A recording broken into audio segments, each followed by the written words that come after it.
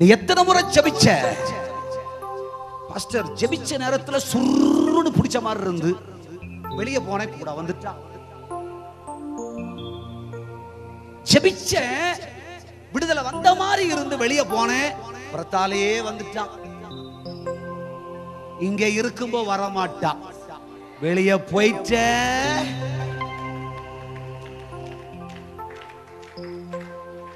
அவனுக்கு சொந்தமானதெல்லாம் உன் கையில் இருக்கிறது. ஓதி கட்டுன கொஞ்சம் வச்சிருக்கல்ல, இருக்குல்ல. பெல்ட் போட்டா தெரியாதா? மறைச்சா தெரியாதா? உன்னை பார்க்கிற கர்த்தர் உண்டு. அதுக்கு சொந்தக்காரனாகிய சாத்தான உனக்கு முன் நின்று கொண்டிருக்கிறார்.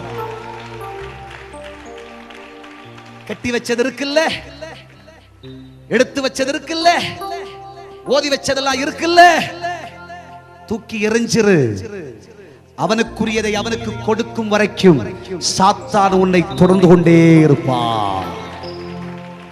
என்னைக்கோ மந்திரவாதம் செஞ்சது, என்னைக்கோ ஓதி வச்சது, ஆசீர்வாதம் தான் நல்லா கொடுக்கிறேன், நல்லா எடுக்கிறேன், நல்லா செய்யறேன். No no no no. இயேசுன்ற ஒரே சத்தியத்துக்கு தான் ஆசீர்வாதம் சொந்தம். ஹல்லேலூயா, ஹல்லேலூயா, ஆமென். ஒருவே அந்த வாக்கி போலாம், இந்த வாக்கி போலாம், அந்த கண்ணிக்கு போலாம், எந்த கண்ணிக்கு வேணாலும் நீ போலாம்.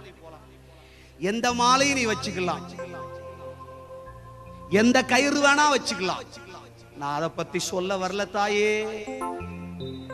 ஆனா உன் மனசாட்சிக்கு தெரியும் நான் ஆசீர்வதிக்கப்படாத காரணம் என்ன, சாத்தான் ஏன் என்ன உடல. ஹல்லேலூயா, ஹல்லேலூயா. நீ அவனுக்குரிய சிலதை உன் வாழ்க்கையோடு வைத்திருப்பதினாலே அவன் உன்னை பின்தொடர்ந்து கொண்டே வருகிறான். விடமாட்டேன், எங்க போனாலும் விடமாட்டேன், விடமாட்டேன் சொல்லிக் கொண்டிருக்கிறான். அவன் இன்றைக்கு உன்னை விட்டு போக வேண்டுமானால் ஒரு கல்லை எடுத்து நிறுத்தி ஒரு உடன்பாடு செய். சாத்தானே, இனி உனக்கு எனக்கு சம்பந்தம் இல்லை.